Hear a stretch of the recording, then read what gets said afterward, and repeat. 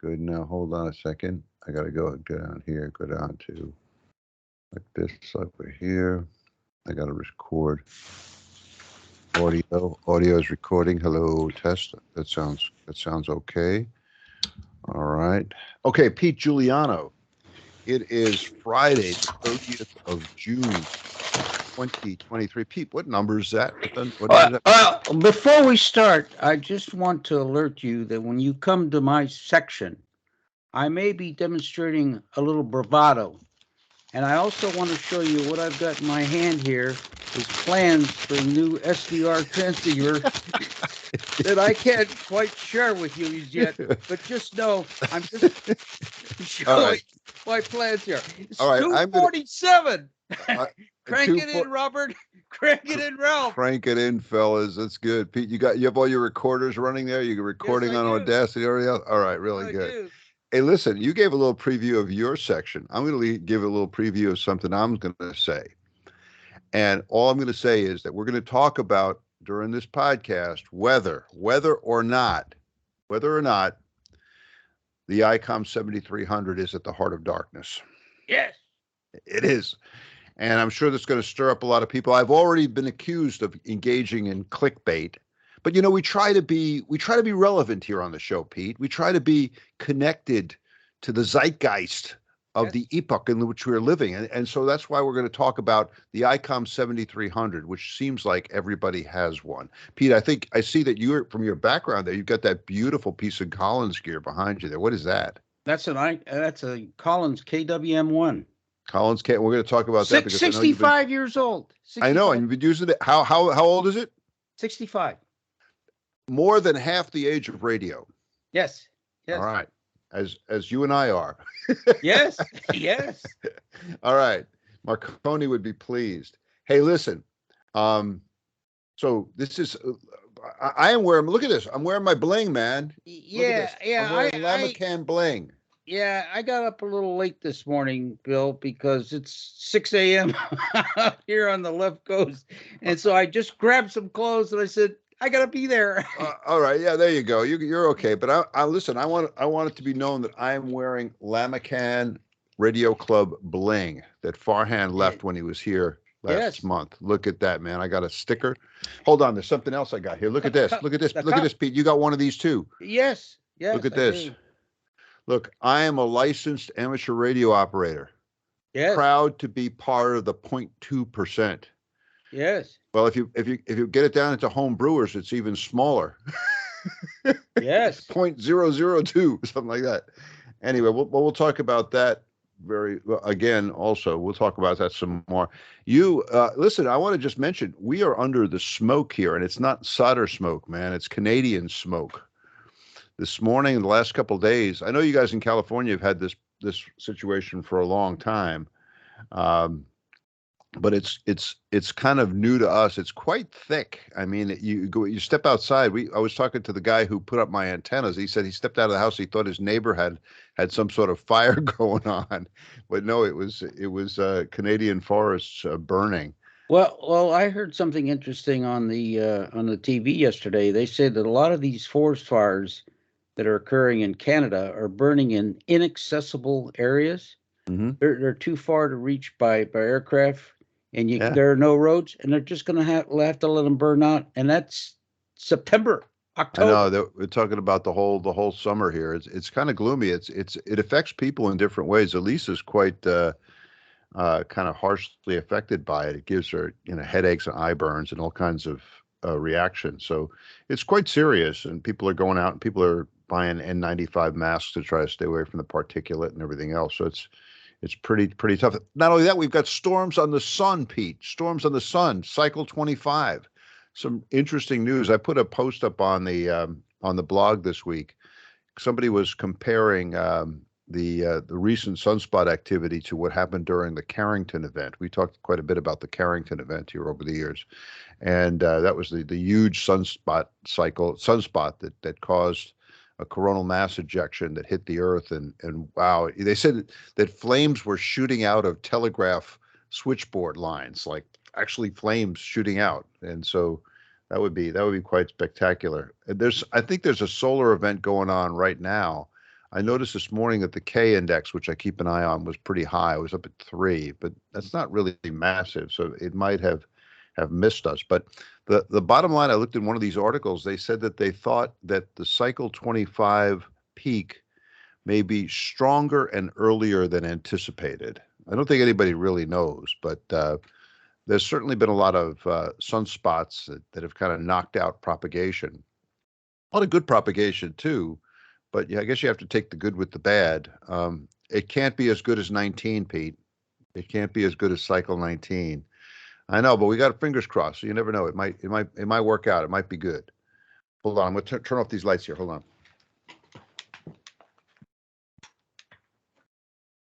I've got too many harsh lights.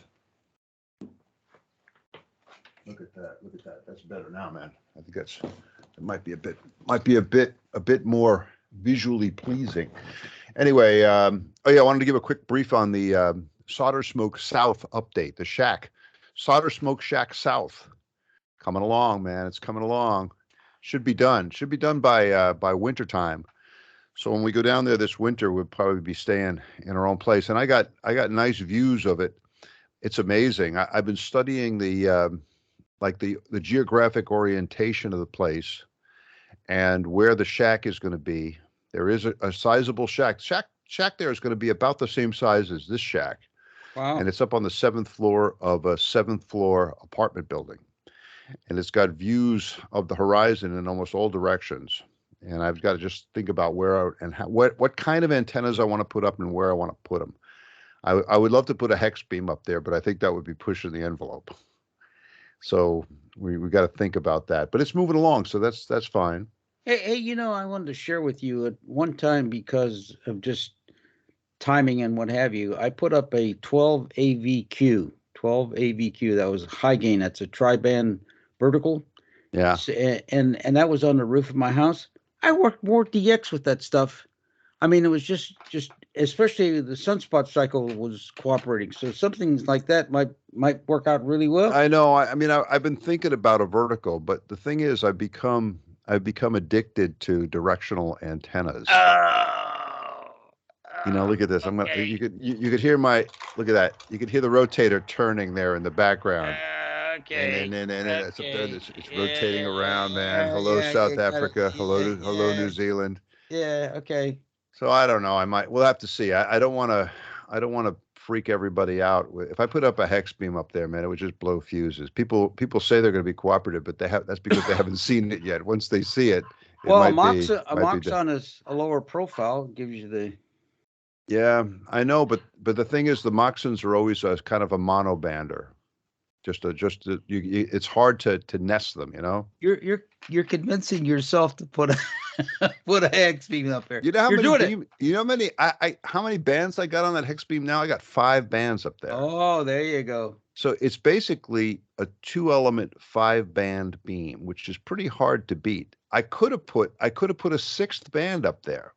There's space on the hex on the K4 KIO hex for 6 meter elements. I just didn't put it up there because I haven't never done anything for 6 meters, but you could. Anyway, I don't know. We'll have to see what goes on with the antenna for SolderSmoke Shack South. In the meantime, I've been gathering parts and equipment and stuff that I'm going to send down there, and I've got the whole. I got another room here. It's kind of filling up with stuff that I'm going to ship south. But oh yeah, one other thing I want to update on: German and Canadian direct conversion high school or school receiver projects. We've been getting updates from 2 places in the world that are also involved in using the direct conversion receiver as sort of a tool for teaching analog electronics to students. One is over there in Munich, Germany, and they're using. Andreas is using a direct conversion receiver very similar to the one we built, and he's working with graduate level biologist students. He runs a course called Electronics for Biologists, which is really interesting. And they've got 3 receivers, I think 3 or 4 already completed.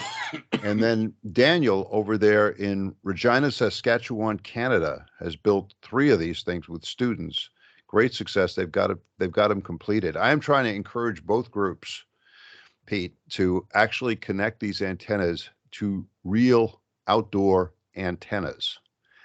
You know, we're encountering kind of, I think it's almost like a generational cultural problem here. You know, if you're used to kind of plug and play electronics, very often you consider the antenna to be kind of an afterthought, like an option thing that you don't really need. The ground. You don't really need it. You turn the thing on, it works fine. Yeah, you don't have to go hook up the antenna. Well, it's different when you move into HF ham radio. And so I wish these guys would just take, all it takes is 33 feet of wire, a ground connection, or a counterpoise, and Bob will be your uncle. But there seems to be this tendency to try to either come up with a desktop loop style antenna, or some sort of amplified antenna with an FET that you don't have to go outside. But I don't think there's any real substitute for putting up an antenna that actually connects you to the ether, you know? And so also when you start building these active antennas, you're really just adding another stage of amplification to the whole project. The whole idea was to keep it simple and to minimize the number of stages.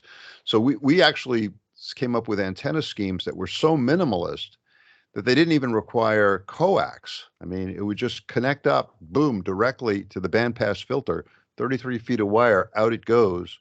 The other, you hook up some sort of ground connection or counterpoise, and like I said, Bob is your uncle.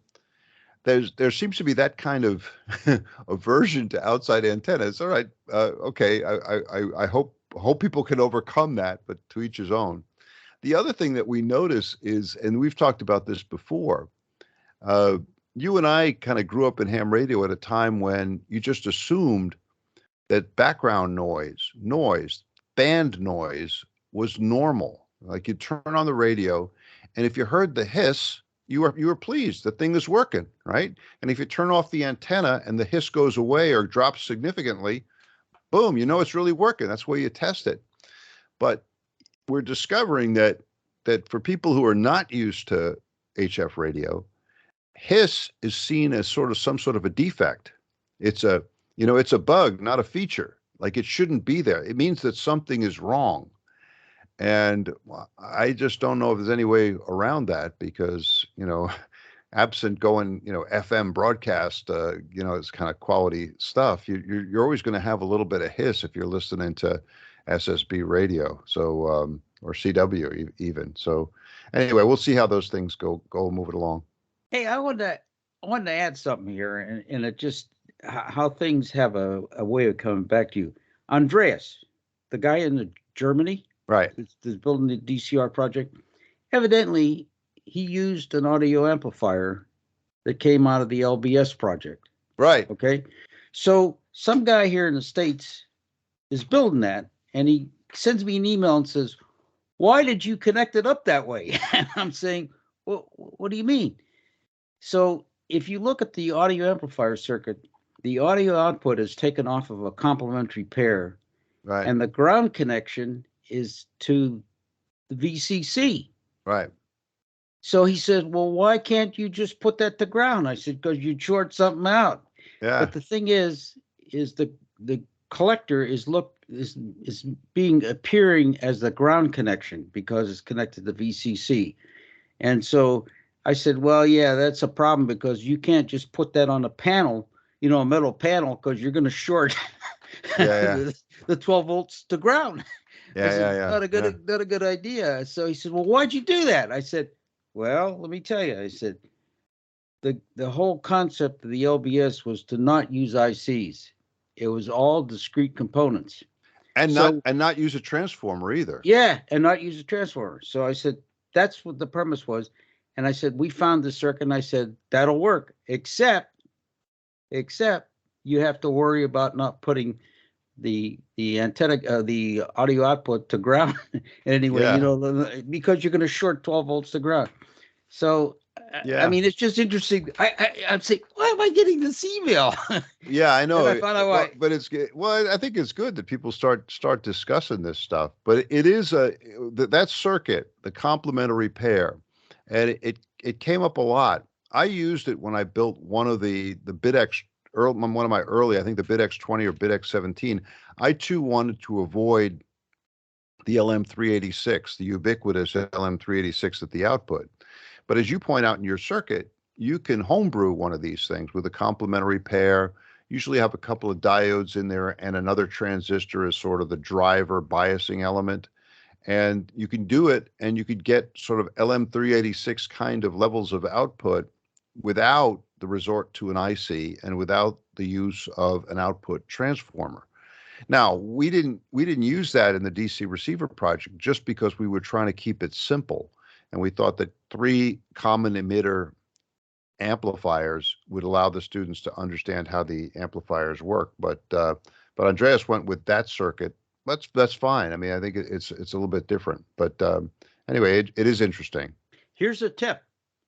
Swap out the 2N3904 and the 2N3906 with a TIP31C, TIP32C, and you get over a watt output. And you don't have to change anything else in the circuit.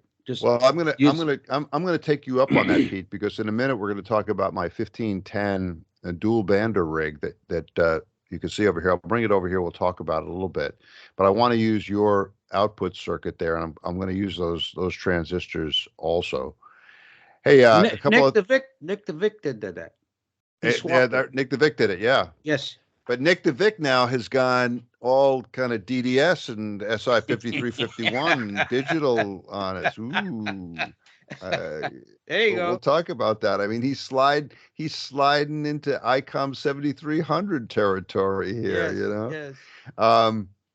All right. So a couple other things I want to mention as long as we're sort of in the early part, the travelogue section of the show.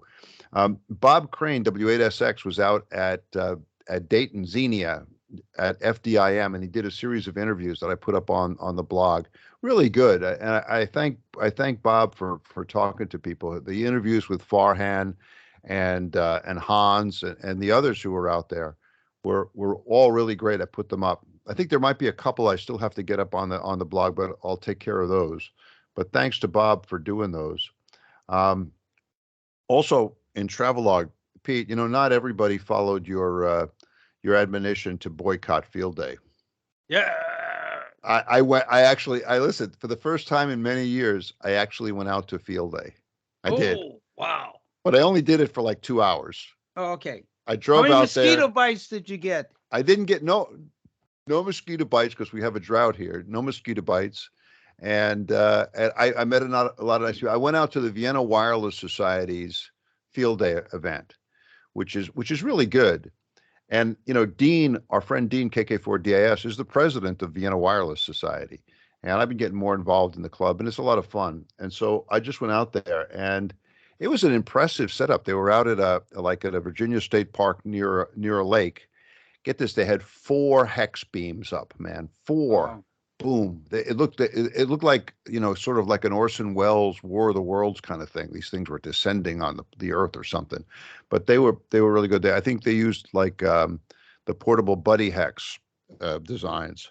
They were up. They had 4 different stations going. They had a satellite station going, and it was cool. And I got to meet some really cool people out there. Just not only all the Vienna Wireless guys, but I ran into Jack Welch, Dhaka Jack, who we've been following as he moves around the world. He was in Cyprus, right? He was in Cyprus, and he was in Dhaka, France, and now he's in France. A villa in France. But you know, he came back, and part of the reason he came back was to go to Vienna Wireless Society field day, right?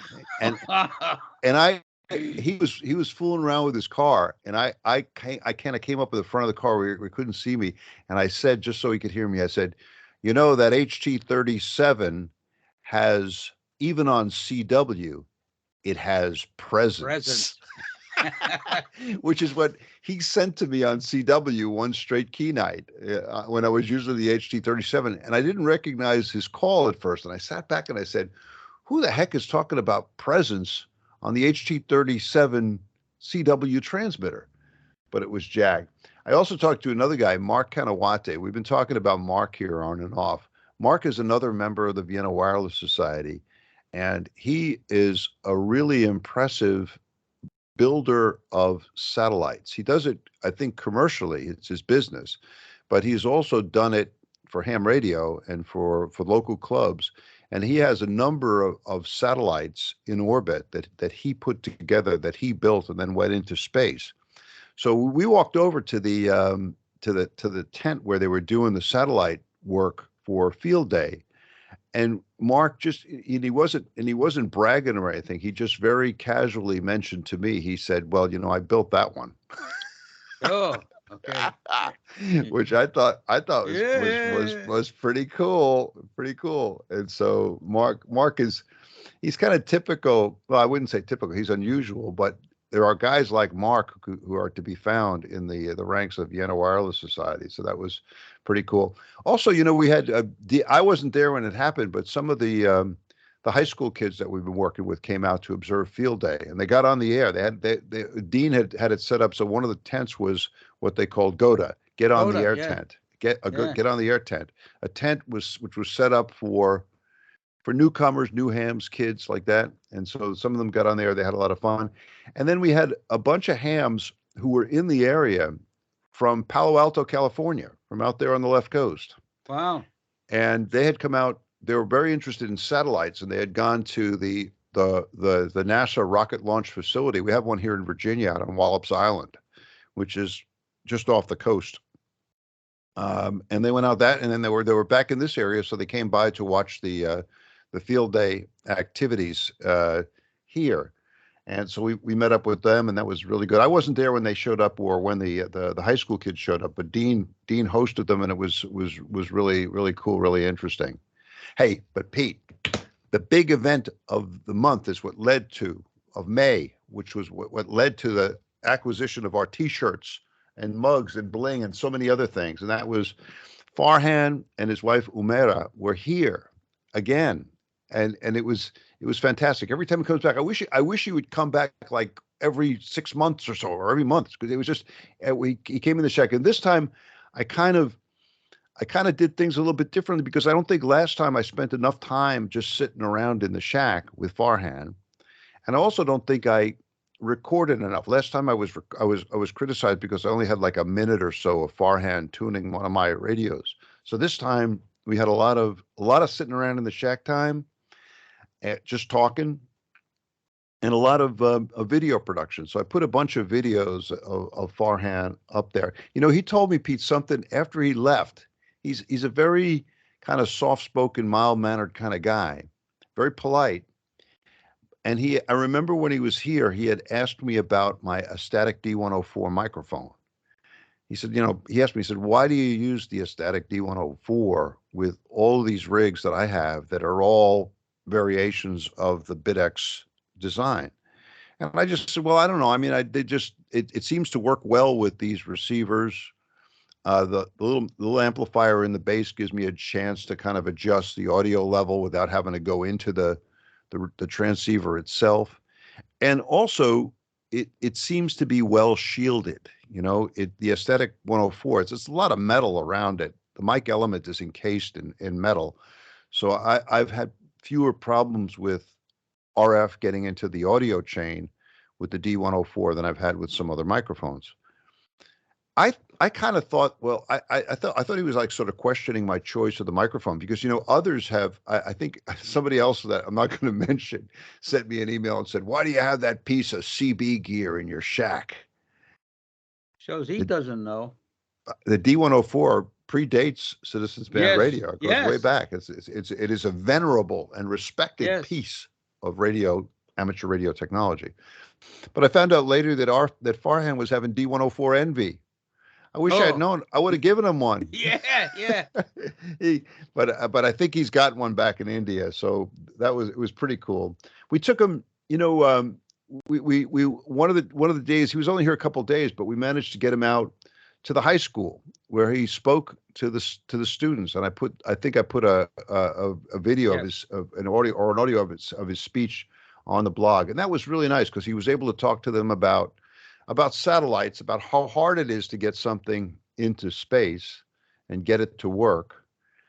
By the way, there's Hackaday has a piece on picosats, which are really, really small satellites, tiny little stuff, satellites that are smaller than a coffee cup, right? And one of the things, I was reading the article on Hackaday, one of the things that really kind of blew my mind about the whole thing, Pete, no wires. One of the rules that they have when they're putting something like this together and they're putting the boards together, no wires.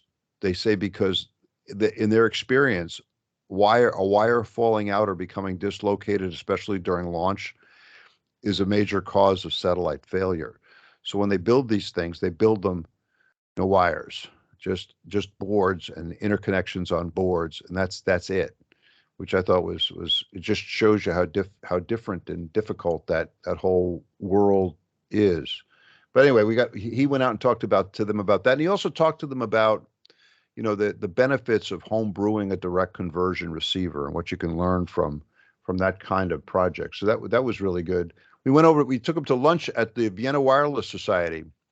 One of the great things about the Vienna Wireless Society is the fact that it's not just meetings. Frankly, it's not boring meetings. Nobody wants to, especially if you work it. I remember I would get to a Friday afternoon, and the last thing I would want to do is after I got out of work, ride out for another meeting, because there was too many meetings at work and another meeting. So I stopped going to that. But Vienna Wireless has this tradition that in a local restaurant called PJ Skidoo's, every Tuesday, the group gathers for lunch, and anybody who wants to come can come. Usually there's maybe, I don't know, 10, 20 guys there, and everybody just sits around, compares notes, shares parts, talks about stories, tries to solve technical problems.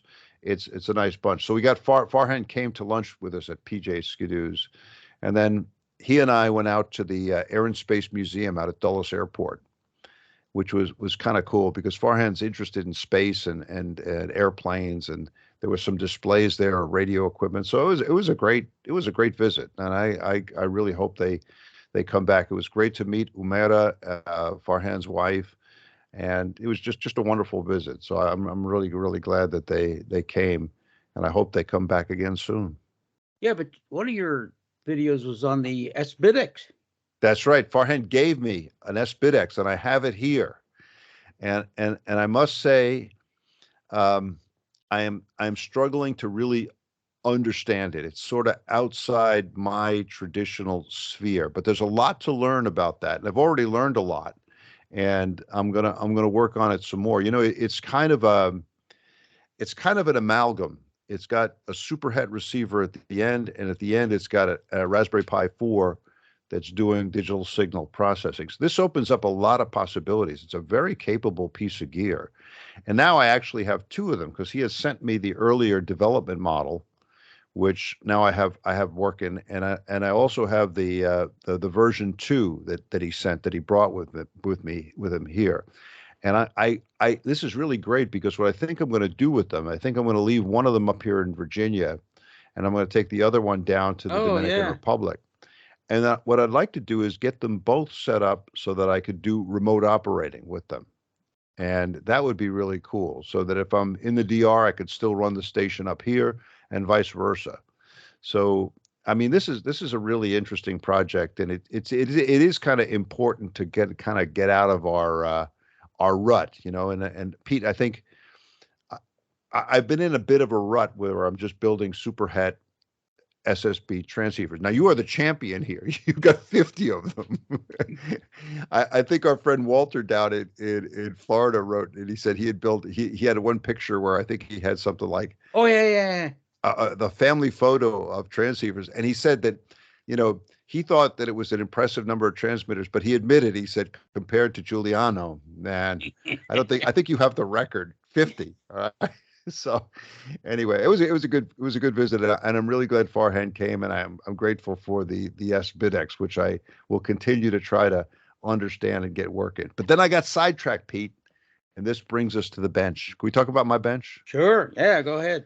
All right. So starting with the Mythbuster, which was a dual bander for 75 and 20 that I built in a wood case, basically BITX style. Then I liked that so much that I built a second one for 17 and 12. Now the idea is that if you got two bands, what you do is you pick an IF that's right in the middle. and then you get a VFO, so that on one side it's doing the VFO up, and the other side it's going the VFO down. So you're getting to both bands, and with very easy with basically one VFO, you're able to get to the IF frequency by up converting or down converting, and it's easy to do. Now it doesn't always work out, because you could end up with spurs, and you got to watch out for that. This is one of the hazards of the superhet radio, but it worked out well for me on 75 and 20, which became the Mythbuster. It also worked out well on the 17 meter and 12 meter band. Now there, you're probably less likely to have spurs because these bands are not harmonically related, right? But now I decided to push the envelope a little bit. Now that the sunspot cycle is heating up, I said to myself, wait a second, I could do one for 15 and 10. 15 and 10. You can get crystals for an intermediate frequency that's sort of right in the middle of the two. 25 megahertz. You know, one of the things you find out about crystals is a lot of the manufacturers that used to make crystals for us, like Jan, you used to send order to Jan, you used to give them the exact frequency, you know, how much, what the capacitance on it, the tolerance, the whole bit. You'd send it, and they would make them for you. International Crystals used to do the same thing. No more, man. I don't think there's anybody doing that anymore. But the computer industry has resulted in truly massive numbers of crystals being out there. And I went to Mauser and found, 25 megahertz was there, and I could do it. So I have put together the basic elements of the 15 to 10 transceiver. I'm going to get it. I'm going to bring it over here, because I'm going to talk about it. And for our video viewers, they will be able to see it. Now, I'm sorry, those of you who are listening only to the audio are not going to be able to see it. But look, here is the board. Now, look, it's on a.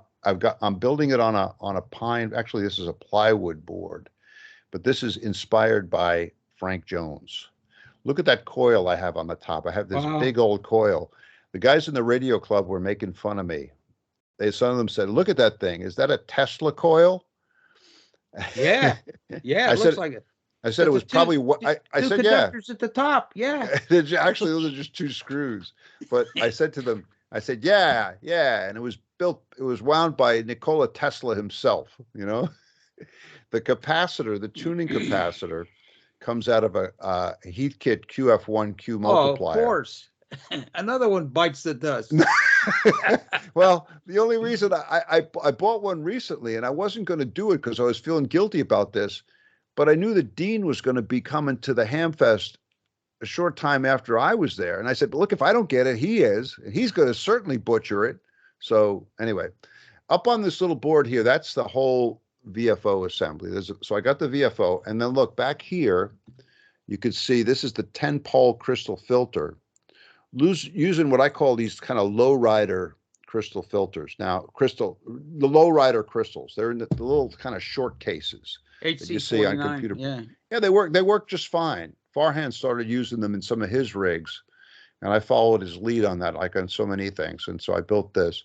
Now, I designed it I got the crystal parameters by using the G3 UUR method, a little oscillator where you switch in 30 picofarads of additional capacitance. And then you can, from the change in frequency, you can determine what is the crystal motional parameters. And that gives you also the inductive motional parameters. And then with another little circuit, you could determine the ESR, the effective series resistance. And from that, you can get Q. And then boom, Bob is your uncle. And you can go and design your filter. And so I designed this thing to be about, I think it's at 2.7 or 2.8 kcs wide. It worked out really well because the input, the impedance of the thing, on both sides is 50 ohms. So I didn't have to do any kind of transformation. Then I built TIA amps, and I built 3. One is kind of an RF amp over here. One is on one side of the crystal filter, and the other is on the other side of the crystal filter. So each of these give about 20 dB a gain, and they both provide a 50 ohm The crystal filters use 50 ohms going both ways. I built another little board with the BFO and what will be the balance modulator and product detector right there. And then there's another little board over here with the diode ring mixer. Now, with this one, I decided to go completely homebrew, hardcore. That means I'm not going to use any of those nice, beautiful boards that Todd sent me, only because I did it last time and I felt kind of guilty. I did. I looked at it and I said, man, I almost built that thing all the way, but I didn't. In this case, now look, I'm glad I used the other ones, and I will use them in future projects. Don't get me wrong, but on this one, I just decided to be completely homebrew. So I actually did Manhattan-style TIAs. Pete, just shows you how crazy you can get. And I realize this is a bit of craziness on my part. So I had to come up with the trifiller toroidal transformers, both for the diode ring mixer and for the product detector balance modulator. So basically I needed 3 of these things, right? So I could have used a bunch of them that Farhan left me, because I still have a big box of toroidal transformers produced by the seamstresses of Hyderabad that he left with me. But again, I felt, man, I don't want to do that. I want to do this all myself. So I actually wound 3 toroidal transformers. Now here's where people think I'm nuts, Pete, because I wanted to do it with 3 different color wires, because that way you could keep the windings separately easier. But I didn't have 3 wires of different colors of the same size. So I have actually different wire gauges in there. I realize this is living dangerously. I think it'll work fine. I tested the receiver last night. It works okay. So that's fine. I had some testing woes, and I want to just mention this. When I first put the filter together, I tested the filter and it looked awful. The filter just looked terrible. It looked terrible in Nano VNA. It looked terrible in the Arduino. It even looked terrible when I did like the old style point-to-point plotting with the signal generator and the scope. Well, it didn't look too bad there, but it definitely looked terrible on the Arduino and on the Nano VNA, where I had gotten really good views and nice, filter shapes from the Nano VNA and the Arduino when I was using a filter at 21.4 megahertz. Why would it work so well on 21.4 and not at 25? Doesn't make any sense. Same kind of crystals, everything else. I was really going kind of nuts. And then I realized that one of the test leads that I was used to connect both to the Arduino and the Nano VNA was bad. Once I replaced the test lead, the shape looked really good. So there's a tale of woe. Duh. I had to get the VFO, the Colpitts oscillator, running around 3.5 megahertz. These are the analog VFOs that you love so dearly, Pete. And I know you're entitled to grouse like that because you've built more of them than any of us. But as you know, it is hard to get them to be exactly where you want them, right? You got to get them so that they're on the right frequency, that they're stable, and that the capacitor is giving you the tuning range that you need. Not more, or else you're not going to get the full range of coverage that you need, and not less, or else you're going to have some of that tuning capacitor is going to be way off outside the band. That's going to be useless to you. So you got to get it just right. It's like the Goldilocks of tuning capacitors. Pete, I put together the whole thing. I got the oscillator working exactly where I wanted to it, and then I went and built. The easy part is the buffer, right? Duh. Just throw a buffer in there. I couldn't get the buffer to work. Wow. You know what the problem was? Bad 310s, bad J310s. Oh. Have you had this problem? You know what I'm talking about? No. Well, I discovered that I was using a batch of J310s that I had acquired, I think, just through rapid search on Amazon.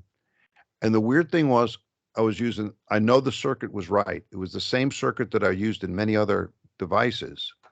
I could see the input on the gate of the FET, and nothing was coming out at the drain. Oh, open. Yeah. So I took this thing out, and Dean had some J310s that were real J310s, really from Fairchild. So at the VWS luncheon, he brought me a few. I came home and popped it in. Boom, done. Yeah. So I think the answer here is beware of parts that look easy to get and are too good to be true. Now, we were talking about this on the VWS Maker Group. I don't think anybody's out there in China going through the trouble of counterfeiting J310s. I mean, wow, how much money could you possibly make? You know, it'd probably be just as easy to make good J310s than it is to make bogus. Sure. But I think what's happening is they're sweeping up the floor, the factory floor. Yeah. And the stuff that failed, even though it doesn't work, they're putting it back in bags and selling it, right? And people like me buy it, and by the time we discover, we've already paid. And it's not a lot of money; it's $10 or something like that. But I'm going to be more careful with that. Let's see. Oh yeah, I built the BFO and the at 25 megahertz. You know, one of the cool things about Farhan circuit from the BITX20 is that you just need the amplifier and the oscillator, and that would be it. But that was because it was operating on a lower frequency. At 25 megahertz, I found I needed another amplifier to get it up to a level that was going to cause the diodes in that mixer to switch on and off. So I had to build another amplifier there. Pete, I built 6 TIAs. Now, when you're building these on your own, you realize, man, that's a lot of construction. That is 18 transistors right there, right? 6 each, and I'm building 3 amplifiers. So 18 transistors and all the associated resistors and capacitors. So it was actually quite a chore to get the 6 TIAs together. But it's all coming together now. And I think I just have a couple. Pete, I want to ask you a couple things. Well, let me ask you about this as a piece of advice, and you're gonna you're gonna gloat a little bit because it's kind of a analog homebrew crystal filter problem. Now, I said that when I was picking the IF, especially with 1510, where the bands are harmonically related, I kind of used some of the software to try to see if I was going to have any spur problems. And it looked okay, but you're never really sure until you actually build it, you know?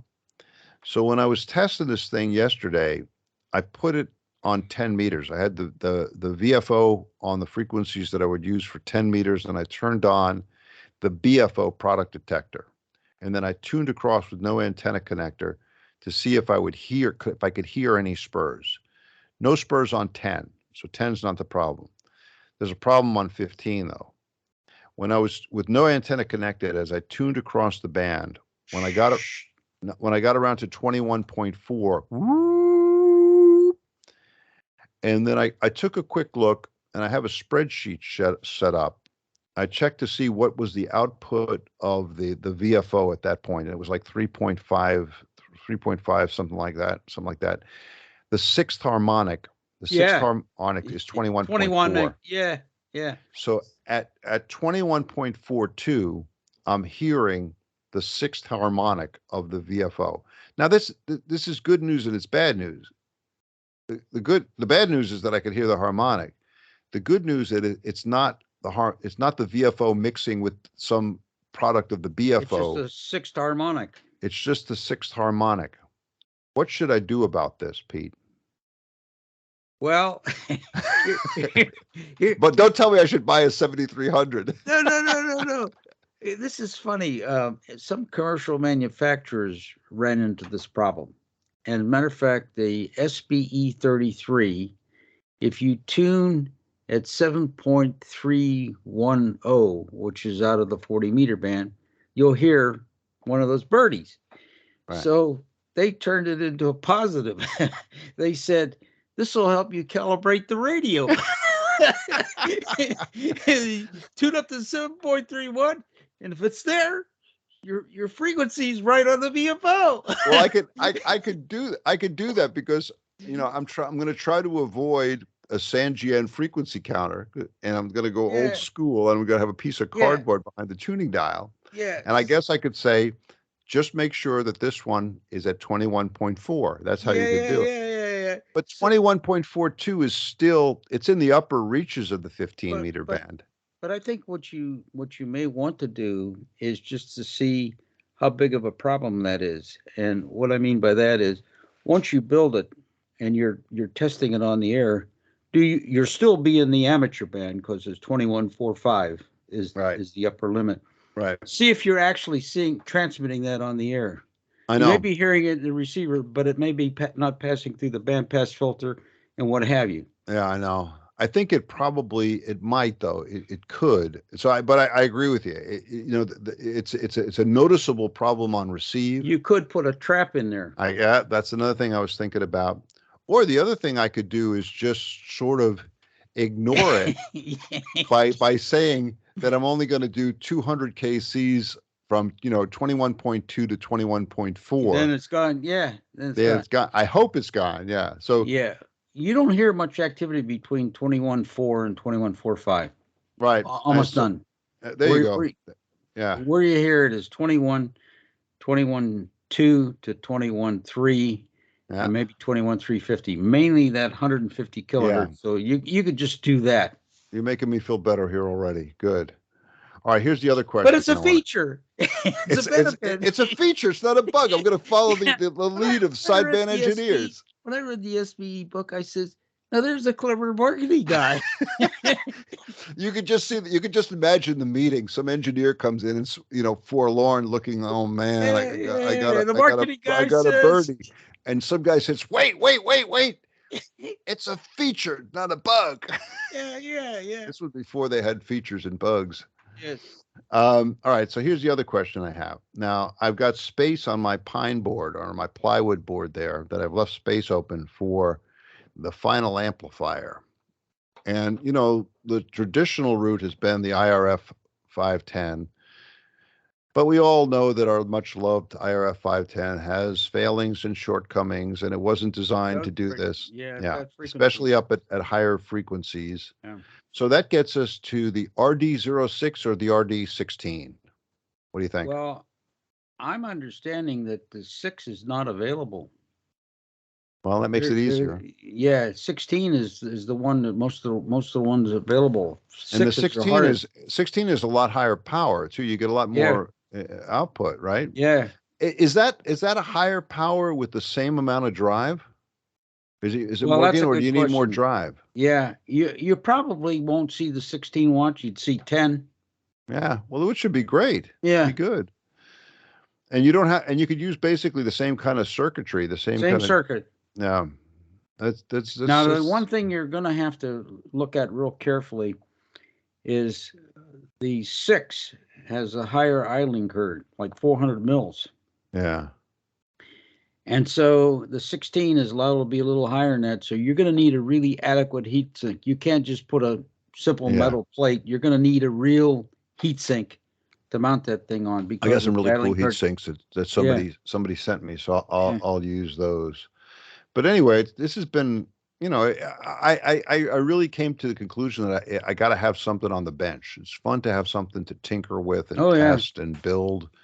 And the other thing I've come to conclude is, everybody develops their own kind of preferred construction style, right? It's good to stick with what works for you. I like the Manhattan style. I like being able to glue isolation pads onto the board and just go from there. You like gluing your fingers together. I do glue my fingers together quite a bit, yeah. But I like it. It's easier for me to do. The other thing I like is Frank Jones and the pine board base. I realize that this is sort of kind of contrary to the shield everything to the max, put it in metal boxes, and all that kind of stuff. But it works. It works for me, and this will be the third rig that it's worked on. I'm also starting to think that there's wisdom in building 2 of everything, right? Especially now that I have this other shack to set up. So once I finish this thing, I might build another version of it and just take the other one down south and leave this one up here. So I'll have 2 completed rigs. But it's a lot of fun, and it's good to have like I said, it's good to have something to work on.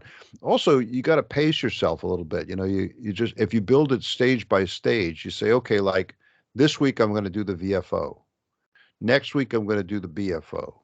Weekend after that, I'm going to do the TIAs. You know, this whole thing came together. We're pretty much ready to go on the receiver, and it's only been about a month, and that's with a lot of problems like the test lead and the bad J310s. You learn as you go along. So it's good stuff. But hey, anyway, that's enough of that project. Pete, you've reminded me it's time for us to do the Shameless Commerce Division. Yes. And we've got a lot of stuff to talk about this week. Let me just say, first of all, people have been asking about the Amazon pages on the blog. They have once again disappeared. I don't know why. I'm going to try to get them to come back, but it's not easy, and it's kind of bad that they're always disappearing. So I'm kind of mad at our friend Bezos because of this, but I'll try to get him back on there. But this is one of the reasons I'm not really all crazy about working on computers and digital stuff. This is why we're going to talk bad about the 7300 here in a few minutes, Pete. There you go. But then there is some really good shameless commerce news out there from Portland, Oregon. So tell us about this, Pete. Well, first off, in our last podcast, I had mentioned that Todd was going to be dropping some boards this summer, and shortly thereafter, his newsletter came out, and on the 26th of August, he's going to be releasing a transceiver board. He's taken the P3ST design and created a board, transceiver. So that's going to be sold as a kit. That's going to be so cool. Yeah. I was just checking the recent note that Todd sent out about the timing on this. And he wrote this. He said, the P3ST kit is on track for Lee DeForest's birthday release. 26th. The 26th of August. And he's going to send out another newsletter on July 4th and give some more details on P3ST development. So if you're not signed up for Todd's newsletter, you're just wrong. You know, you should be signed up for it. And you could do that by visiting the Mostly DIY RF site. The links on the blog, on the SolderSmoke blog page work. Go there, sign up, get Todd's newsletter, and join the Mostly DIY RF revolution. I didn't mean to talk bad about his TIA boards, which are fantastic. It's just that in this particular rig, I decided to go radically fundamentalist. You know, one other thing that he did, and I just wanted to share a little bit about it. He put out a survey. He said, "What do you guys want? What's your interest?" And he got some really interesting answers. And I just looked at it. My time is not my own anymore, so it's a 5-second look through it, but caught my eye. He asked a question about features. What features in a radio are you most interested in? And not at the top of the list, but high on the list is AGC. I couldn't believe that. I saw that too, and I said, why? Turn down the volume. I do, real hams do manual AGC. Yeah. But hey, this is data. And then the other thing is there was a strong tilt towards complete kits versus boards. People were interested in having a complete package, and I guess that's just laziness. The other thing that was interesting is to see interest in CW. There was a lot of interest expressed in CW, but then you think about Hans. I think Hans has sold 10,000, close to 10,000 of the CW transceiver kit, the $60 CW. I know it was 5,000, but I think it's since doubled. So, I mean, there's a lot of interest. And I guess at $60, people could become interested. $600, they may not be interested. So I think that that's good marketing data for them. And then there was interest in an SDR kit. Now you gotta worry a little bit about the sample size, and he sent me an email about that. He said, if you're looking at 500 people, you're going to get one answer. If you look at 5 people, you may get a slightly different answer. So somewhere in between, there is some interest in having an SDR kit. But I thought it was a lot of really good data coming out of that It is. survey, and It's that's interesting. important. The other feature that I saw mentioned was they were interested in having an S meter. Yes. And I kind of, I know you on the one hand you think, well, duh, it's just very unscientific. But I kind of like having the meter jumping around too. I wish I had one. I'm gonna have to come up with some sort of audio derived S meter because I don't have an AGC, so you know. Well, here's a good thing for you. You can either have a separate meter, and I have some transceivers with a separate meter, or you can create a meter with an SI-5351 and the color TFT display. I know, and I've actually seen the S meters on 16:2 displays. Yes, yes. Hans did that. I know, and I've seen them, and I had S meter envy because I have a number of 16:2 displays here. Easy to do. Easy to do. Easy for you to say, Pete, because Easy to do. This is what I face with Dean, because Dean is a for real hardcore software guy who really knows how to do this stuff. Yeah, easy to do. And when he starts talking about what he's doing, my head hurts. I think I don't even understand what the problem is, but he's coming up with 3 different solutions. And I really admire that. But one thing I like to say is those skills are few and far between. There aren't too many people like that. But anyway, Todd's survey was really good. But maybe, Pete, this is a good point to talk about the evils, the heart of darkness, the 7300. What do you think? Before we go to that, I have a couple just quick subjects that I wanted to bring up. First last month, I did a presentation to an amateur radio club in England, in the UK. And I've actually spoken to this group a couple of times, and they were asking me, "Gee, we'd like to have you come back. What could you talk about?" And I said, "Well, can't talk about projects because I just don't have the time to solder up stuff. But I did want to spend some time about troubleshooting." And so the discussion title was troubleshooting in 3 easy steps. And I start off on my first page. If you believe it's 3 easy steps, I have a bridge I want to sell you. There are no 3 easy steps. So I think if people are getting into circuitry, and maybe this deals a little bit with Todd's survey, is that I think people want to jump into this stuff without making the investment of understanding how things work. And really at the heart of this is one of the things you need to do is collect a lot of information. You need to know if you're especially working on a commercial rig that you're trying to fix, and there's a lot of boat anchors floating around you can pick up pretty cheap, but you need to get everything that is available on all the documentation, schematics, and what have you. Then the other thing is you need to understand how it works. I mean, before you can get into it, you need to know all the pieces so you can say, well, where do I start? I mean, I got this box. You don't want to start ripping parts out willy-nilly without really understanding what's going on. You got to be prepared to have some good test equipment. I mean, you need more than the flashlight and a screwdriver to do troubleshooting. I mean, so many guys don't have, they buy a nano VNA, and that's the other thing. They don't know how to use it.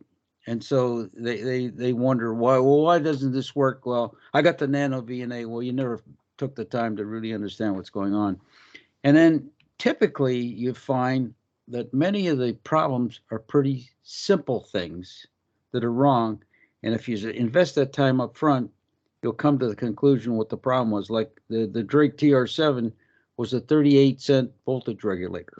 I mean, this radio was bought at discount for 38-cent voltage regulator. In the case of a KWM-1, it was a broken wire. I mean, in the case of the 10-tick radio, it was a blown light bulb. It was a blown light bulb that was in the circuit. It was feeding voltage, so there wasn't voltage to the circuit. So many times, if you do all this analysis up front, you can really zero in on what the problem is, and you can be successful in your troubleshooting. But the problem that exists today is people want to jump to the conclusion without investing the time up front it really takes to do it. They want to send an angry email to Pete Giuliano saying that your design stinks because I couldn't get it to work. Yeah, you didn't do the right thing. I mean, gimmicks don't work. I've never built one, but it won't work because it's too floppy. I mean, Come on, guys. You just got to look at this stuff. Yeah. Next thing is I wanted to talk a little bit about the KWM-1, but more importantly, you mentioned some things that I wanted to share with you. Gene Senti, a brilliant Collins engineer, designed and built the KWM-1 in his basement shack, not as a Collins project, but something he just took on and called Art Collins over and says, "Hey, what do you think about this?" And he might have been a paisan, right? Yes, he might have. But Senti also is responsible for the design of the 30L1 linear amplifier, but he also spent much of his time doing pencil and paper Birdie analysis, what you were talking about. Collins had a nomograph of things that you could run into with mixing frequencies. It was all done by hand, and the guy behind that was Gene Senti, the same guy who designed the KWM-1. So wow. When you Pretty think cool. about Birdie analysis, matter of fact, there's some published charts that Collins has about mixing frequencies. Yeah. You can find them, I think, on the Collins reflector, or you can find them on the internet. So, I mean, while you were doing the analysis, I was thinking, Senti, there's the guy. Yeah, and there's another thing, just as you mentioned it, Wes has a really good program called SpurFinder 08. Yes. And you can plug in basically the BFO frequency and the VFO frequency. Spit them out, yeah. And then you could tell out to what harmonic you want to go and when you're tuning and when you're going to see it. So it was pretty cool. And like I said, that one had given me it had warned me of this problem that I'm facing, but I thought I still think I could get around it. It's a feature. It's a feature. It'll help me calibrate the dial. I mean, good thing I thought of this beforehand. But I wanted to talk a little bit also about the KW-1. The other day I just had a few minutes and I said, hey, I want to try something. I have designed and built an outboard digital adapter that you can literally take any SSB transceiver and you connect it up using my adapter with WS-JTX. You can do FT8. So I just plugged it in. It just plugs into the mic jack, plugs into the audio jack, and everything is external. And I have a Windows computer that's running WS-JTX. And there was the KWM-1, 65 years old, running FT8. So some of these older rigs, I mean, if they're stable enough, now keep in mind, not all 65-year-old SSB transceivers have the stability of a Collins PTO, but that's an important thing, is stable enough so that you can run it. I was able to successfully do FT8 with a KWM-1. So now, are you doing transmit and receive? Yes. Wow. Yes. Pretty cool, Pete. Yes. Yes. And I mean, and in the little comment section, you could say rig here KWS-1. Yeah. It was what? Yeah, 65 years old. Yeah. So, I'll get on the air and I'll say I'm running KWM-1 and says, I never heard of that. I said, well, you haven't been in the hobby very long. I mean, it was not the first. The Cosmophone was really the first transceiver, but it's the first one that was 100 watts in a box and had a lot of notoriety. And the other thing is, there were only 1,250 some of these made. There's only 1,250 KWM-1s, and I have 4 of them. Wow. Man, that's pretty cool, Pete. And I acquired them inexpensively because they were broken. And you fixed them all, right? Fixed them all. Well, one of them is a donor parts rig. It didn't work initially. I just bought it for the spare parts. But the thing is, some of these things were a tube. I can't get this thing to work. It was a tube. Well, the troubleshooting thing, you're so right in talking about the importance of kind of having a methodical approach and also a patient approach to troubleshooting. I got mad. I don't get mad very often, but I saw this thing. I had posted I think Curious Mark, who's got some really good troubleshooting videos on the internet. He talked about how he was struggling with an intermittent problem. And intermittent problems can be really difficult to solve because right as soon as you think you got it done, you come back an hour later and there it is again because it's intermittent. And some guy below it writes, "Wow!" And you could almost hear the haughty tone of his voice even through the in the keyboard. The first step in solving an intermittent problem is to turn it into a mittent problem. Okay. Well, dude, if you could do that, it wouldn't be intermittent. Yes. So you ready to talk about the 7300? Yeah, let's talk bad about the 7300. I'm feeling like I'm hating on the 7300, because haters going to hate, Pete. Here we are. Yes. But this is a sincere discussion because it's been prompted by talk about a lot of different kinds of HDR and SDR rigs. We were talking about this at the VWS luncheon this week, and we were talking about SDR rigs. And the SDR rigs, it's a completely different style of technology that I'm using. I'm building really HDR rigs that would be considered sort of barbaric, crystal filters, VFOs, coils that may have been wound by Nikola Tesla himself, things like that. Now, the thing I like about this kind of rig is that it is really what you would like for tinkering. It's almost like a 65 Mustang convertible that you could pull up under the proverbial shade tree and get in there and adjust the carburetor and change all the parts and know how the whole thing works, as opposed to a more modern car where you really can't do any of that stuff. The SDR rigs are more in the modern category, and it's difficult. It's especially difficult for those of us who are not software guys. Dean is a real good software guy. Now he's becoming a really good hardware guy too, which is even more unusual. But he's got deep skills and deep understanding of software. So he can do this. But then we started talking about the Icom 7300, which is now probably the most powerful, most popular HF transceiver in the world. And I said, the one thing about the 7300 is it's really just, and this is something that you said on your blog. I said the 7300 is essentially two chips. There's an analog to digital converter followed by an FPGA. That's it. I mean, there's some display stuff, there's some voltage regulations, there's a little bit of power bandpass amplifier, standard power power amplifier. But certainly on the receive side, that's it, right? So when you look, if you open up the box, you would see what you described, just basically an empty box, a couple of boards, a couple of chips, boom, that's it. So when I said this, one of the other guys in the room at lunch, he said, yeah, but you get but when you get into SDR, you're getting into software design. And so just because you're not a software guy doesn't mean you should be critical of what software guys do. And he's right.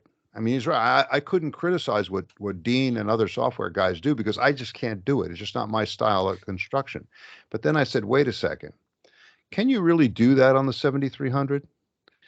Is the 7300 open source? In other words, if you buy a 7300, could you take it home and say, I'm going to tinker with the software. I'm going to go in there and change the software and put in my own software and do something else? I don't know, but I suspect not. I don't think it's an open source project. Now, Farhan's projects are all open source. The sBITX is open source. You could go in there and change the software. You could put your own software in there. You could do anything you want with the software. And that makes it a really good platform for kind of software tinkerers. But if you take the 7300, first of all, you start with hardware that's really nothing there. It's two chips. It's an analog to digital converter and an FPGA. Some of the FPGA chips, by the way, have in excess of 1 billion transistors on the chip, right? Good luck with that. And then, okay, so on the hardware side, there's not a whole lot to play with. And then on the software side, if it's not open source and you can't get in there and monkey with and play with and poke around with the software and change it and improve it, if all you can do is change the menu settings go to menu 36B and change it from 6 to 6.2. I mean, that's not really software stuff. That's just playing with the menus. And if you have that, if you have a situation, Pete, what it would be like, can you imagine? I'm looking at that KWS-1 behind you. Can you imagine if that box was completely filled with solid plastic? In other words, they had built it and then they filled it in so that you couldn't get in there with a screwdriver or a soldering iron. And they said to you, hey, buddy, take it or leave it. This is the way it is. This is the way it comes out of the factory. And you shouldn't do anything in there with any of the internal mechanisms of the rig. We would think that was nuts. We would reject it. Can you imagine a Drake 2B that came that way? You would just say, no, this is just not what I'm interested in. But I think, and I may be wrong, but I think that's the situation with the Icom 7300 and rigs like it. But I am open to correction. So tell me if, listening audience, if you think there's something that I'm missing in my hating on the Icom 7300.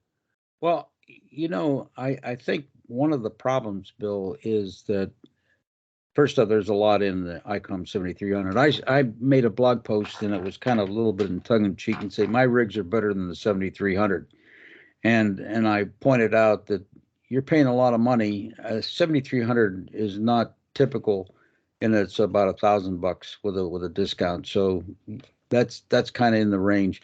But some of these rigs are $6,000, $7,000, and I'm not sure what you're getting for $6,000 or $7,000. And my other issue is American manufacturers now are relegated to making antennas. And a simple dipole antenna costing more than $100. There's a problem. There's a problem with that. There's a serious problem with that. And the same thing is spending $6,000. And they say, well, it's the software development. Come on, that software is being developed overseas. They're paying some guy $3 an hour to do the software. So you don't have a lot invested in the software as such. But I think the thing is, I think that Icom does not want you to mess with the software because you could be doing things that would impact the basic design of the rig. In other words, you make that open source, you change one thing over here, it might have impact over here that's not right. And they don't want you doing that. It could hurt their brand. It could. Yes. They don't want you doing that. They don't want them. Now, somebody who did have an open source rig was Tentec. They had a little basic single sideband transceiver. The whole idea was open source. I don't think it got to be very popular. Well, I don't know. They sold a lot of those, but I mean, that was the feature, was it's open source. You can do this and make the changes. But a lot of guys didn't feel so inclined. But I think that Icom would resist making that open source because hackers like me would go in there and do something, and then I'd have out of band signals all over the place. And then some, that rig sounds like crap. What is it? So, like you say, hurt the brand. But I mean, I'm really concerned that spending $6,000 and the guys are not paying attention to the antenna. They buy a $6,000 radio and put it in the marginal antenna, and guess what they have? They just spent $6,000. They'd be better off to spend $1,000 and buy a hex beam. I think you can get a hex beam with 5 bands or 6 bands for about $1,000.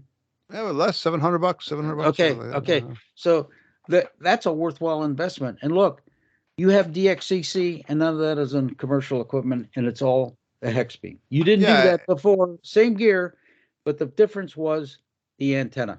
Yeah, and I think again, this gets to kind of knowing what you're good at and staying in your lane.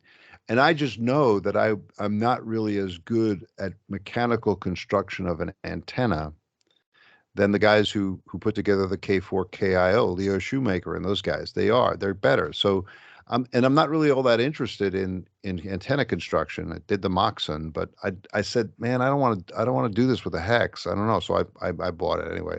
But But it's look interesting. what you've been able to do. Yeah, it's fun. And I like having it. I mean, it's great fun. You can turn And it look at around. your earlier comments. You say, well, I couldn't buy a vertical because I'm used to the rotator. I know. Yeah. Yeah, I know. But I think we're not knocking the 7300. I think what's at issue here is the rigs are pretty complex, and part of the problem is guys don't want to learn how to do it. I mean, I'm appalled that a lot of 7300 owners have to contact Jimmy down there in New Mexico to get the right settings for the microphone. But that's only based on what Jimmy is hearing you sound like that sounds good to him. I don't know if that's necessarily the standard. So, I mean, I bristle a little bit that people don't know how to adjust their rigs, that have to go to someone else on the air to get an adjustment. And, this is a point we tried to make when we were kind of pushing the direct conversion receiver project. I said, you'll end up with something that you built yourself that you'll have kind of an emotional connection to, or at least a sentimental connection to, because you did it yourself, right? But I always think that, now the Icom 7300 and rigs like that, I don't have any emotional connection to this Apple iPhone that I got here in my hand, because I didn't really have anything to do with it. I gave them the credit card. They gave me this thing, right? I talk on the phone, I answer emails and stuff, but I don't really do anything with it. It's something I carry around. And I have a tendency to think of the Icom 7300 as being in that category, certainly as opposed to that KWM-1 that you have behind you there, KWS-1 behind you, where you bought 4 of them, you got them working, and you know how all the parts work, and you go in there and you've developed expertise on how to build it. Again, imagine if when you got that thing home, you found it all sealed up in plastic and you couldn't do anything with it. Or worse yet, there was a note that's saying, if anything's wrong, send it back to the factory. That's the thing. When you listen on the bands now, you hear these guys saying, well, I had this rig and I didn't like the way it sounded, so I sent it back to Kenwood, or I sent it back to Icom, and I'm waiting for it to come back from the factory, right? I don't know. Anyway, Pete, you're right. We're not going to harp on this, but I'll tell you what. In the subject line, I'm going to put hating on the 7300. Well, the thing is, we're not denigrating the 7300. What we're really putting a finger on is where our hobby is headed, and a lot of that I blame on the ARRL, because they have opened up these licenses that you can get an amateur extra by taking an exam. And you have what I call the Sergeant Schultz syndrome. You know nothing, but you're on the air. You actually hear guys who come on and say, well, I'm an amateur extra, but I don't really know anything about electronics. You hear this. I've actually heard this said a few times. Like, okay. How can you be there? And I think the thing is a lot of radios are being sold. Now, of course, the other interesting thing that I had on the blog, they're not going to put AM radios in some of the new electric cars? Well, they may get overturned because the DC motors are like spark gap transmitters that wipe out the AM bit. So instead of solving the problem with technology, they said just eliminate the radio. But then the AM radio is part of the emergency broadcast system, so you can't do that. And of course, there's a certain lobby because of the fact that AM talk radio would impact somebody's message. So if you take the AM radio out of the pickup trucks, guess what? They aren't going to get the message. So, I mean, there's some issues there. But instead of solving the problem with technology, they say, well, it'll cost something. You'll have to pay more for it. You're going to charge me anyway, Pete, good stuff, covering good ground. We're in overtime, and you got to get going for your official duties. But let's do the mailbag. Can you stick around for the mailbag? Sure. We got some good stuff in the mailbag. First of all, I want to announce that Sprat 195 is out. It arrived in the mailbox, literally in the mailbag. It's the summer 2023 edition. I got it already. Wait, look. There it is.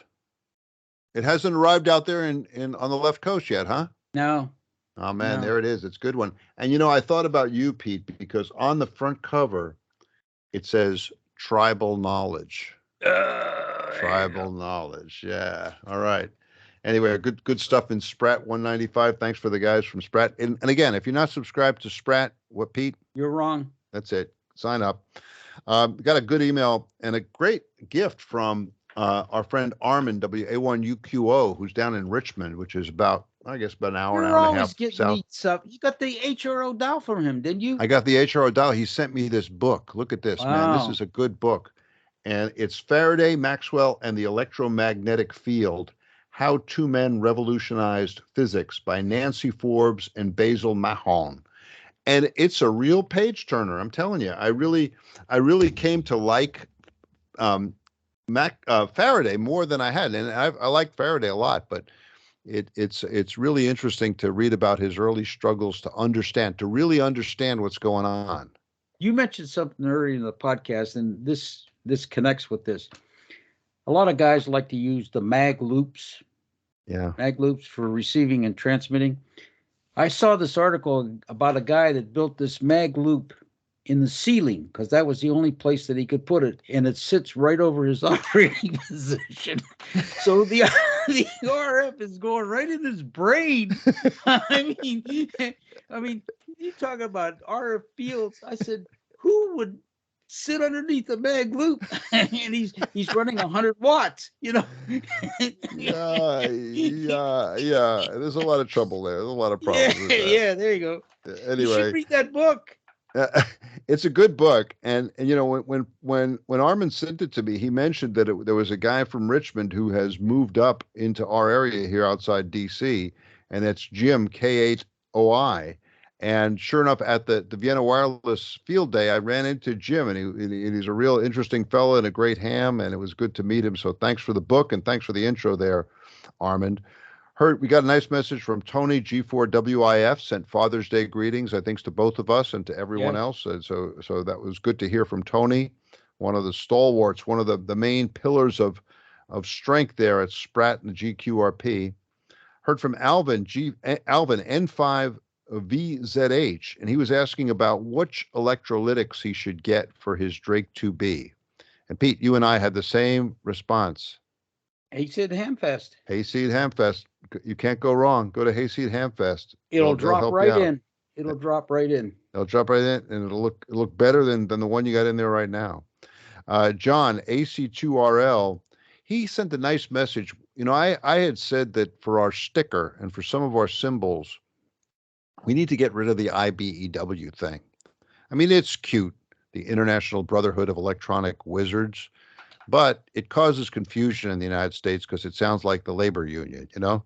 So I said, and also it's not very inclusive because brotherhood, you know, we've got a lot of young ladies and XYLs getting involved in the hobby. Who was one of the authors of that book? That's right. There Nancy you go. Forbes. Right. We don't want to alienate anybody. We want to be fair. So I said IBEW has got to go. John came up with all kinds of other acronyms that were sort of close to the IBEW, but I just wrote back. I said, man, I think we just got to start all over again, you know? So we're working on that, but thanks for sending that in, John.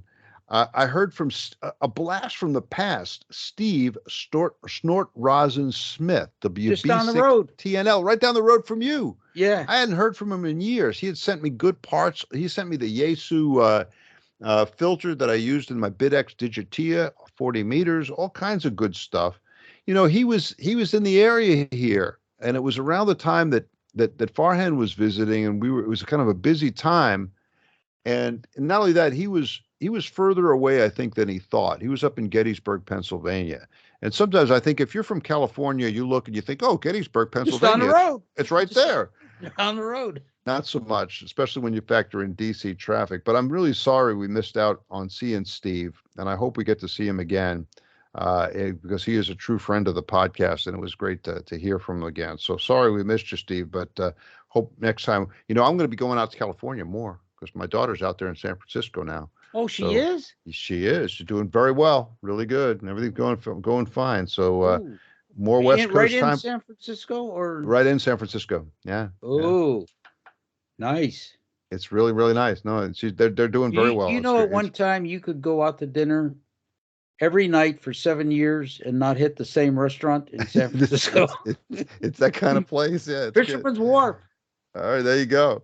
All right. So, we heard from Joe, DL6ID, And he was helping us to track down the origins of a homebrew receiver that Grayson had found Oh, yeah, in the Museum of Technology. I think it was in Berlin. Yeah, he found it in Berlin. Yeah. And Joe has been contacting people, and we're going to try to find out who actually built this thing. Details are on the blog. Pictures are on the blog. So if you're interested and you want more information. Homebrew? It was not commercial. It was homebrew? It was a completely homebrew receiver built around, I think, 1986 in East Germany before the fall of the wall. But it was an interesting piece of gear. It looked to me like a regen. But it's there and it's in the museum. So Grayson spotted it, and Joe DL6ID was helping us to track down the origins. By the way, Grayson, KJ7UM, author of Hollow State Design, he was in Europe. Turkey. And this prompted reports that Grayson had moved back to Turkey. Oh, not true. He's back. He's back with us here. He was just visiting. He was visiting relatives of his wife. His wife is from Turkey, so he was back visiting. But I think he's back in the USA now, down there in Florida, home brewing and working on thermotrons. So it was good to hear from Grayson. Also good to hear from Walter, KA4KXX. He sent us that QRB homebrew family portrait, kind of an aerial view of his rigs. Also pictures of radio-controlled airplanes that he's been working on.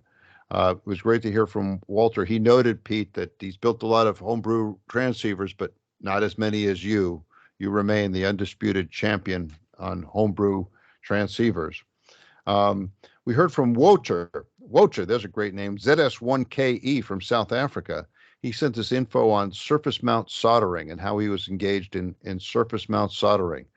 Not for the faint of heart. But Woter sort of cracked the code and he showed us how he did it, which was really good. Also heard from George Zaff, KJ6VU. Oh yeah, in Oregon. Yeah, he's moved out of Silicon Valley and he's up in Portland. He should link up with Todd. Todd, yeah. Todd, look, Todd. What, George, you guys got to get together. You're up there. And George runs the Ham Radio Workbench, which is a great podcast, and recently had a rerun with me on it. Pete, have you been on that show? No. You got it. Hey, George. Oh, no. We had one with Eric. He was a participant with Eric and Summers. Oh yeah, okay, yeah, there you go. But anyway, it's really good. And one thing, we got an email from another listener who said, "Hey, listen, you sound better on the QRP Workbench than you do on the regular old SolderSmoke podcast." And Pete, I was concerned. What's going on here? And so I wrote to George. I said, George, how come I sound better on your podcast than I do on our own podcast? And he recommended an audio processor that I got, and I'm going to try to use it on this one. So I hope it makes us sound better, Pete. Presence. We need presence. Presence. Yeah. Presence. This gets to the line. Did you see the post I put up there about the guy who said that, depending on the kind of solder that you use in the audio amplifiers, it'll affect the quality of the audio output? No. Yeah, this guy said, if you oxygen. Oxygen. Well, that's what I said. I said, I only use cables in which all the oxygen molecules have been removed. But this guy wrote this very serious thing about, you can't use leaded solder, or you have to use unleaded solder, and it affects the audio, the tone, and this. Oh my God, it was really nuts. I just said, no, enough of that. No. Let's see, who else? Michael, AA1TJ, man, back in the Hobbit hole. Michael is really kind of a real, it's just an amazing home brewer and QRPer. Michael is the guy who did the audio powered transmitter, where he was screaming into the thing Morse code and it was coming out as RF. That was just an amazing piece of work. So many amazing pieces of work. Michael, it was great to hear from him. And Alan Wolke, W2AEW, so many kind of real pillars of the ham radio homebrew community writing in this month. This was an interesting thing. It's really good when you've got kind of a relationship with people where you could write to them and they'll say, "Oh yeah, I shouldn't have done that," or maybe there was a misunderstanding.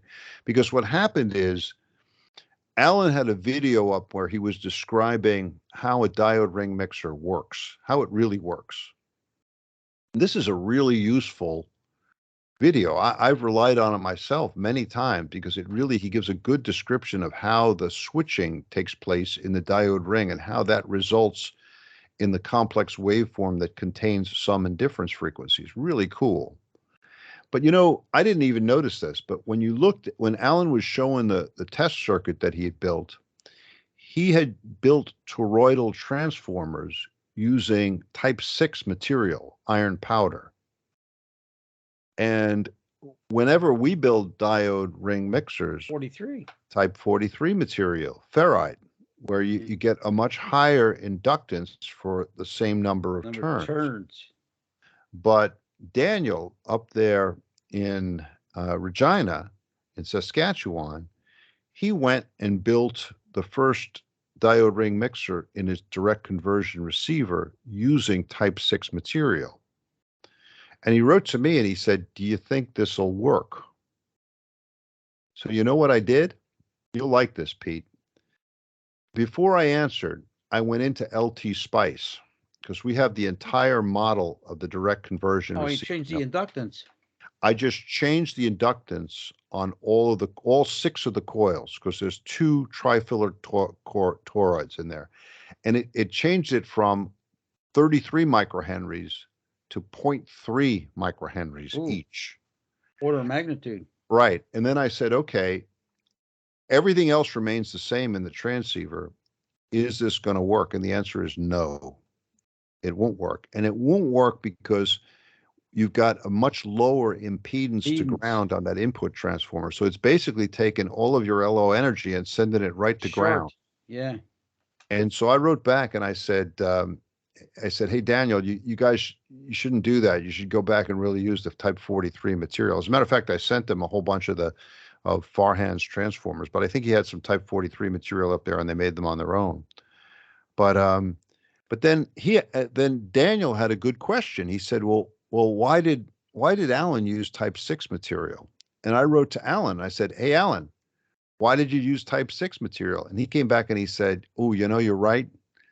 I should have used type 43. Now, what Alan did was he just had type 6 material, and all he did was he cranked up the signal generator. So he got it to the point where there was enough RF energy, enough RF to fire the fire the diodes, and it made it work. So his experiment and his demonstration was completely valid. But in terms of when you're actually going to build one of these things, your signal energy is nowhere near that. You'll never switch it. Right. Yeah, so it had to be type 43, but really it was good to hear from Alan about that. And it's so great to have somebody who's so knowledgeable and so, prolific in his production of videos and stuff, who's so accessible, where you could write to him and say, hey, what's happening with that? I mentioned Dean, KK4DAS.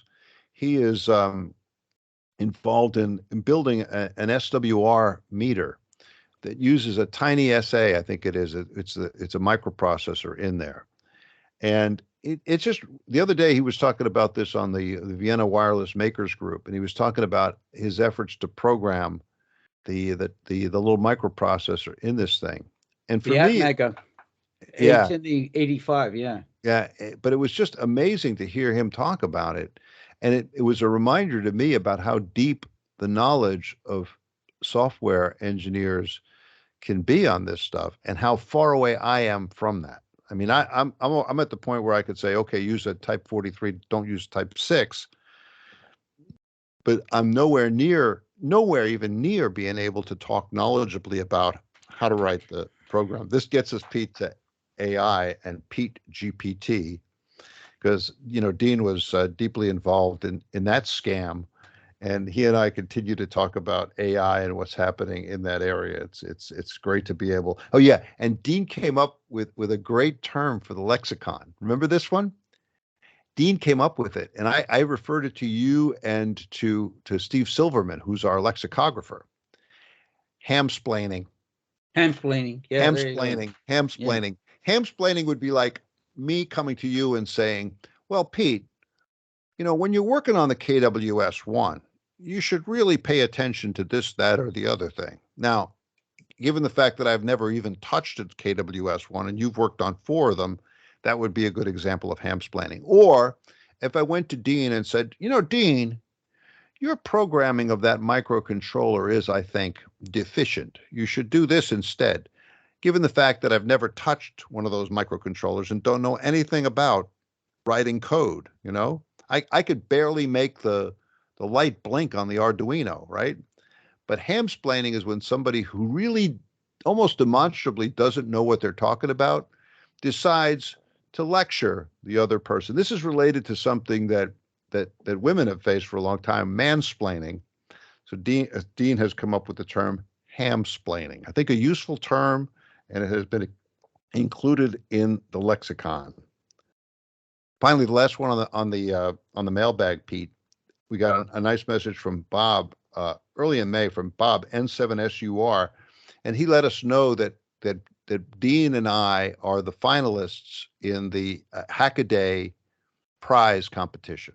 There's a prize. Ooh. And so just being named semi-finalists, we win a $500 prize. Ooh, nice. And we're in the running for the final prize. And the final prize is 50 grand. Jeez. I know. That'll buy a lot of direct conversion receivers, my friend. Or a lot of Icom 7300. No, we're not going to buy Icom. So we've talked about how we would use the proceeds from the award to continue the revolutionizing of technical education through the use of direct conversion receivers. I really got to laud you guys for taking that thing on, because I think you've opened up a door here where a lot of tribal knowledge that both you and Dean have can be imparted on new hams. The problem is I'm not so sure some of these schools have really thought this thing through. I mean, these projects could be impactful. What some guy learns there today, 20 years from now, he invents something based on what he learned there. And I'm not sure that's understood. I think you're right. I think there is a problem with the schools. There's also a problem with how busy the lives of young people are today. I mean, when you and I were kids, we were relatively free and carefree compared to what some of these folks are. Well, look at the math and reading scores of the middle schools. I know. It's degraded dramatically. Yeah, but if you're at the other end of the spectrum, if you're at the point where the scores are as high or higher than they've ever been, the problem is that those kids are under such pressure to maintain those scores and to excel and to get into the best colleges and everything else, that it sort of crowds out their ability just to be young people and tinker. They just girlfriends. It's not an equation. Yeah, I know. There's only so many hours in the day, but it's fun. It was fun to work on it, and I hope we're able to do more. And go ahead and check it out. I'll put the link up there so you could take a look at the project there. After you finish listening to us hating on the Icom 7300, take a look at what we've done with direct conversion receivers. We don't hate the 7300. We hate where the direction of the hobby is taken, because people have not invested the time to really learn about the hobby. They just want to get a ticket and get on the air without understanding what they're doing. That's the problem. That's very magnanimous and diplomatic of you, Pete Giuliano. Want to learn something? Build one of my radios. There you go. Hey, Pete, it's great to be back on the podcast with you. I must say, I know you're under a lot of stress, a lot of strain because of the situation with your XYL, but you're looking good. You're sounding good, and you're hanging in there, man. So I think it's great. I'm glad to talk to you again, and I hope we'll have to do another podcast sooner rather than later. Right, you bet. Hey, happy 4th of July. That's right. Happy 4th of July to everybody in the USA. Yes. Time to rent the Tom Cruise movie. 4th of July. 4th of July, the Tom Cruise movie. Well, what do you like, the first Top Gun movie or the second one? No, I was talking about the movie 4th of July where he does that guy Kovics that's in the wheelchair. Oh yeah, that's right. Born on the 4th of July. Yeah. Yeah. You know, I met that guy. I met that guy once. I did. I met him. Oh, no kidding. I did. Yeah. Oh, That's wow. another story. Another story. All right. Hey, Pete, 7-3 from Northern Virginia. 7-3's from the left coast. Thanks a lot, Pete. You'll see you. Bye-bye. See you. Bye-bye.